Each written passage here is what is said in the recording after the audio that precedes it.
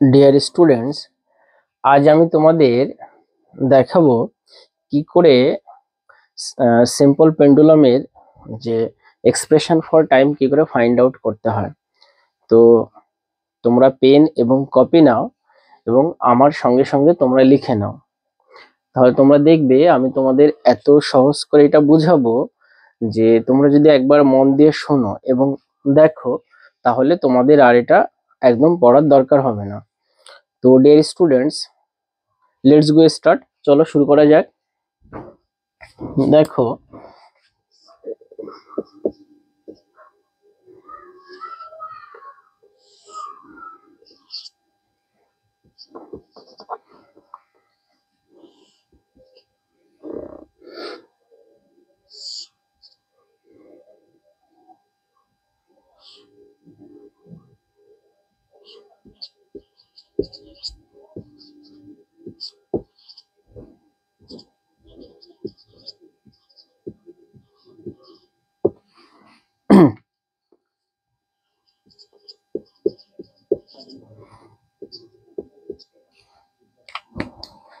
দেখো যে এই যে একটা পেন্ডুলাম সিস্টেমটা দেখতে পাচ্ছ, যে পেন্ডুলাম এখানে যে ববটা, এই ববের মাস হচ্ছে এম, এবং এই ববের উপরে যে এই ববের ওয়েটটা নিচের দিকে কাজ করবে সেটা হচ্ছে এমজি। তাহলে এই এমজি কে আমরা দুটো কম্পোনেন্টে ভাগ করতে পারি ভেক্টর রেজুলেশন থেকে, তোমরা অবশ্যই এটা জানো। তো দেখো, একটা হচ্ছে এমজি কস থিটা আর একটা হচ্ছে MG sine theta.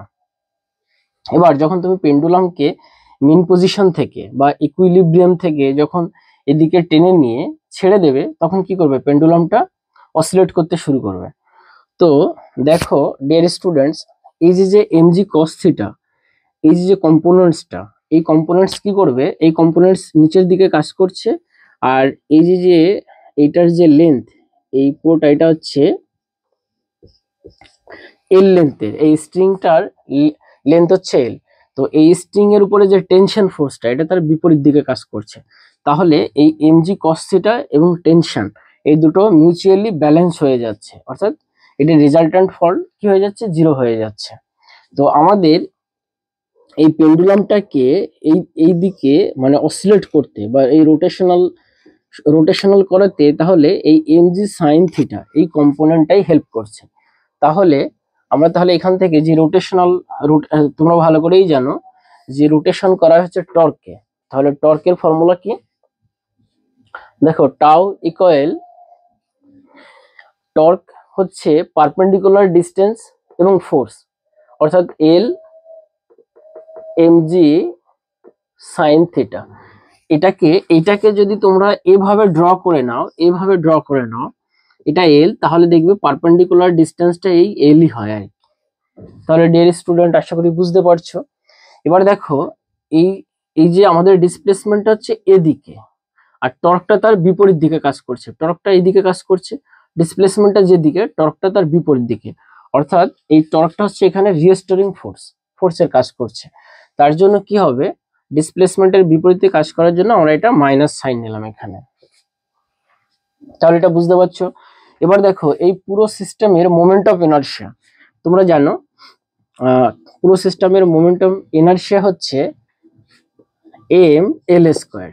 Moment of inertia কি, ধরো এটা হচ্ছে একটা অ্যাক্সিস, এটাকে কেন্দ্র করে এখানে একটা এম মাসের কোনো বস্তু ধরো এটাকে রোটেশন করছে, এই অ্যাক্সিসকে সেন্টার করে বা এই অ্যাক্সিসের চারপাশে ঘুরছে। তো এখান থেকে এই যে ডিস্টেন্স আর আর এটার মাস হচ্ছে এম, তাহলে মোমেন্ট অফ ইনারশিয়া হবে এম আর স্কোয়ার। ঠিক এখানে তাই এম এল স্কোয়ার, যেহেতু এটাকে কেন্দ্র করে এই অসিলেট করছে, তাহলে পুরো সিস্টেমের মোমেন্ট অফ ইনারশিয়া বুঝতে পেরেছো। এবার দেখো, আমরা জানি যে রিলেশন বিটুইন টর্ক এবং মোমেন্ট অফ ইনারশিয়া, টর্ক এবং মোমেন্ট অফ ইনারশিয়ার মধ্যে সম্পর্ক কি, টাউ ইকুয়াল আই আলফা। এখানে এটা হচ্ছে টর্ক, এটা হচ্ছে মোমেন্ট অফ ইনারশিয়া আই, আর আলফাটা হচ্ছে অ্যাঙ্গুলার অ্যাক্সিলারেশন। তোমরা এসএইচএম এর ইকুয়েশন থেকে অবশ্যই ফাইন্ড আউট করেছো বা দেখেছো যে এসএইচএম এ যে অ্যাঙ্গুলার অ্যাক্সিলারেশন লিনিয়ার স্প্রিং এর ক্ষেত্রে, মানে লিনিয়ার এসএইচএম এর ক্ষেত্রে তোমরা দেখেছো যে অ্যাক্সিলারেশন হচ্ছে মাইনাস ওমেগা স্কয়ার এক্স। তাহলে অ্যাঙ্গুলার অ্যাক্সিলারেশন কি হবে, আলফা মাইনাস ওমেগা স্কয়ার এখানে থিটা হয়ে যাবে। তাহলে এবার আমাদের দেখো আমরা এখানে দুপাশে ভ্যালু বসিয়ে দিই। আমি এটাকে পাশে লিখে নিলাম। এবার দেখো এইটার ভ্যালু, আই এর ভ্যালুটা হচ্ছে এম এল স্কয়ার, আর আলফা এর ভ্যালু হচ্ছে minus omega square theta equal tau এর ভ্যালু হচ্ছে minus L M G sine theta. দেখো বোথ সাইড থেকে মাইনাস ক্যান্সেল হয়ে যাচ্ছে, এমটা ক্যান্সেল হয়ে যাচ্ছে, এখানে এল ক্যান্সেল হয়ে গিয়ে একটা থাকছে, তাহলে এল ওমেগা স্কয়ার থিটা ইকুয়াল জি সাইন থিটা। এবার তোমরা জানো যে এই অ্যাঙ্গেল যখন ভেরি ভেরি স্মল হয়, মানে খুব ছোট হয়, তখন সাইন থিটা ইকুয়াল থিটা হয়ে যায়। অর্থাৎ when theta is very small, then we can write sin theta equal theta. Dear students, তোমরা এ পর্যন্ত লিখে নাও, তোমরা পজ করে লিখে নাও। এরপরে দেখো